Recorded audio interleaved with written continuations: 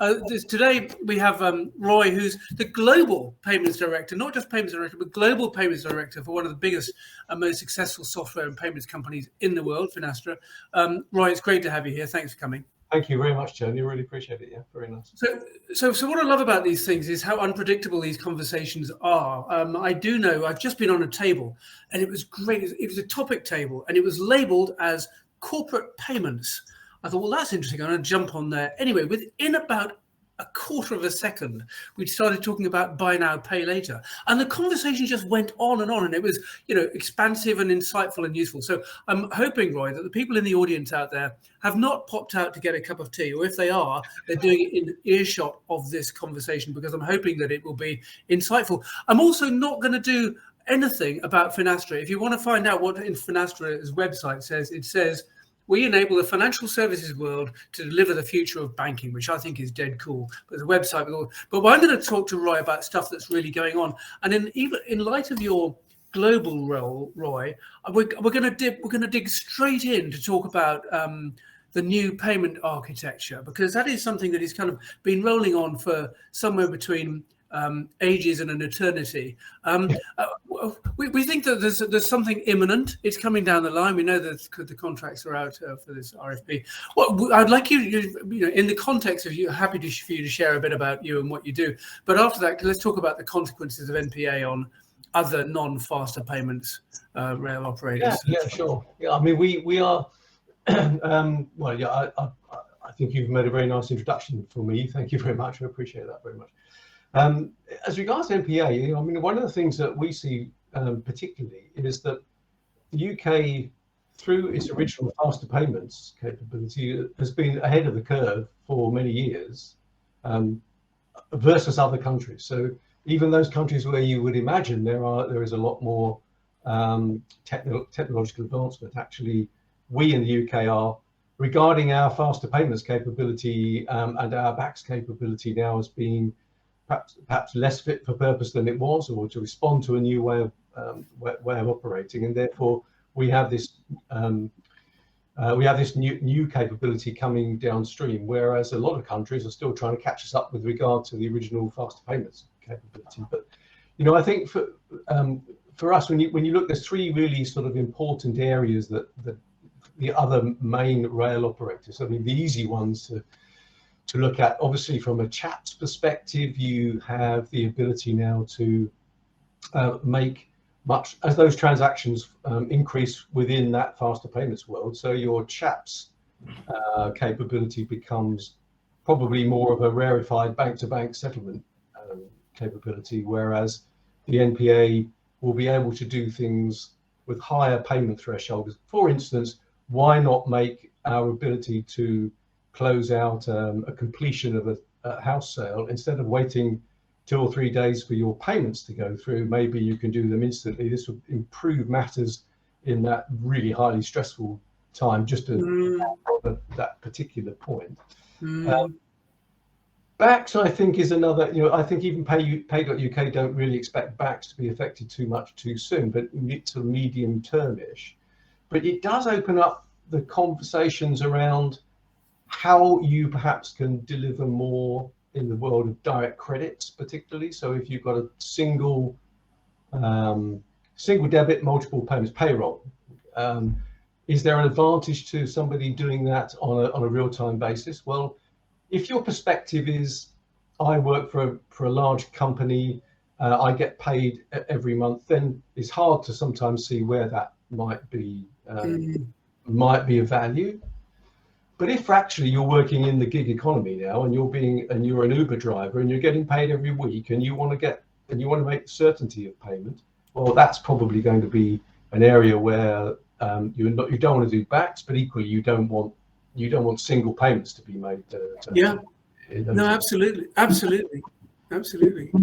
But the big one is the credit cards, and the effects on how is NPA going to become a genuine challenger for the credit card rails, and there's a lot of discussion going on in that world right now. And it's quite interesting, of course, that open banking is also seen as an alternative to the traditional rails, and And yet the schemes continue to do very well. They're very healthy companies, and they themselves, as we mentioned, Klarna is, as a BNPL organization, is busy, one of many BNPLs buying up other companies, and so have the big schemes. And I think the fascinating movement, sort of changing nature of our industry as various things move around. And one of the things that also has changed, I wanted to touch on with you, which is relevant to the work that Finastra does, is the extent to which the value chain is changing. So, for example, banks have moved from being very siloed and vertically integrated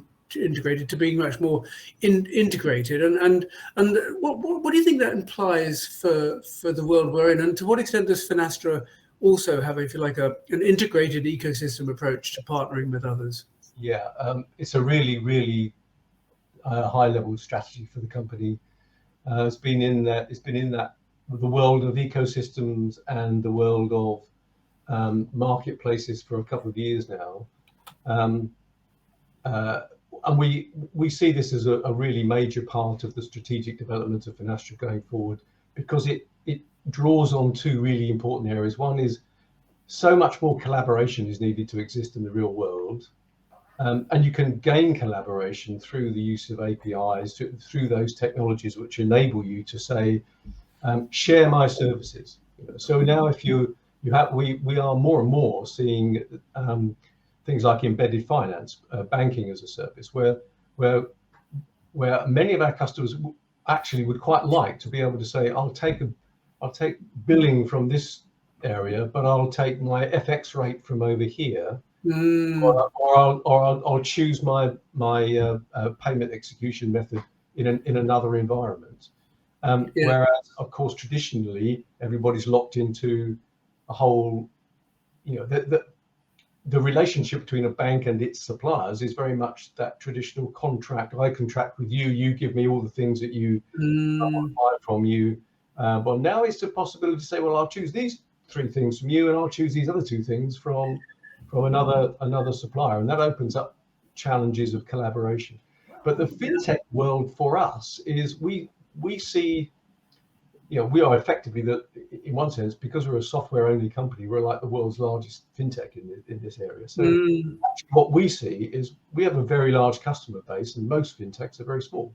So we see an approach where, if you are a small fintech and you want to knock on the door of a tier 0, tier 1, tier 2 bank, you've got a really big job just to try and get heard. Right? So, and banks will choose you according to the usual. You'll be doing the usual beauty parade and seeing whether or not you can persuade someone to take your product. But here, our version of that ecosystem is we bring partners with our ecosystem to the banks to say, if you're already using our products, or you want to, well, here's an array of 150, 200 and growing fintechs who are already integrated and partnered with us.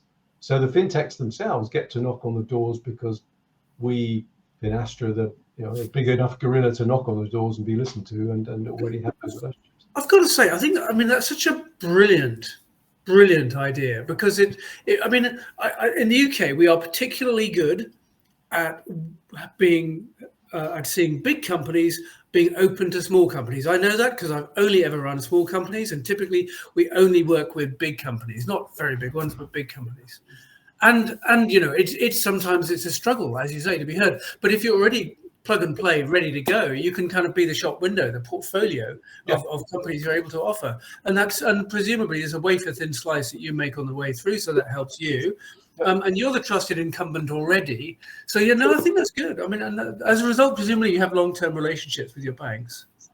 Yeah, you do. And well, yes, we do. And I think, we are, it's not unusual for us to have 20, 25-year relationships through the products that we use. So, and banks don't change these big heavyweight engines very, very readily. So if you've got one of those, then you're not likely to change away from it. So therefore, APIs and that whole open banking and that collaboration idea enables us to stretch our capability into that world of fintech. So whereas we might be seen as something of a dinosaur at times because we're bringing you, in our case, a very big heavyweight payment engine, it's not so easy for us to be as innovative and as agile as lots of new fintech. So it enables us to bring that innovation to our product as well as offer it into the client base.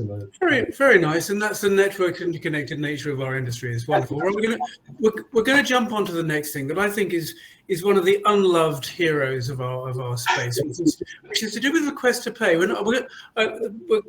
got one question to ask afterwards after this, but the penultimate question: request to pay. Why hasn't it taken off? Why hasn't it taken off? I think. So I think most people. Do you think most people know what request to pay? Well, could you do a quick refresh? So effectively, a request to pay is it's a secure messaging service. It's an overlay over any other types of products and payment rails, in which people can create an app and allow the person who wishes to receive money, the payee, to send a request to the payer using the app, and for that capability to be either paid in full, paid in part, declined,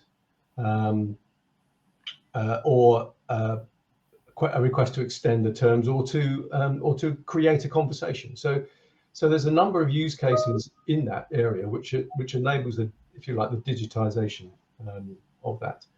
So why hasn't it taken off? I think my gut feel is that it's as yet a couple of things. One is it's still early days. I note in the UK that really only NatWest has got around to launching its own request to pay capability. I'm personally concerned that perhaps the whole request to pay piece is just not well enough known, and it's one of these things that requires the majority of people to be using it for it to be useful. If you see what I mean. So unless everyone's actually on the same standards and the same have everybody inventing their own version, because it isn't going to be interconnected and it isn't going to work. Well, by the way, I've got a lovely comment from Tim Annis at Blue Chain on here saying it's about to, Tony. So I'm sure Tim will be bashing on my door later on saying, "What do you mean it's not taking off yet?" It'll be very good. Yeah, we'll be happy to have a chat with Tim and find out how it's working. Yeah. I think personally as well, when you see some of the original use cases for it, the original ideas around, for instance, a better form of capability for businesses in reconciliation, that's an outstanding idea. The of small, if you've ever been involved in working in small, medium-sized businesses, and for that matter, larger ones as well, reconciling what you've been paid against outstanding amounts is a nightmare job for those people who work in the accounting teams, and time and a lot of cost to the doing of business. I can see also one of the use cases was that it was going to enable debt management rather better. So where people owed money and couldn't afford to pay it, maybe they could allow customers to strike up a conversation through a request to pay, to say, "Hey, look, I'm struggling at the moment. Can you help me by extending the term?" Or I've got a dispute on the thing, but if we can clear the dispute, I can let you have the money, etc., etc. There is a lot of discussion though as to whether or not that could, if that is a very large corporation to consumer request, there'll be opportunities for reducing the connection that you have with your customer to one of a business policy over a text message, which personally I worry about. That isn't as, it's bad enough at the moment sitting on a telephone call for 45 minutes to your electricity company because you're concerned about whether you can pay your electricity bills coming up. Can you imagine how much severe that would feel if you've just been declined by text? Absolutely. And you've got some AI-enabled bot out there saying, probably not even human on the other end. Yeah. Probably, exactly. Well, look, so, I mean, the bad news is that 15 minutes has cantered by. Look at that, 15 minutes gone just by.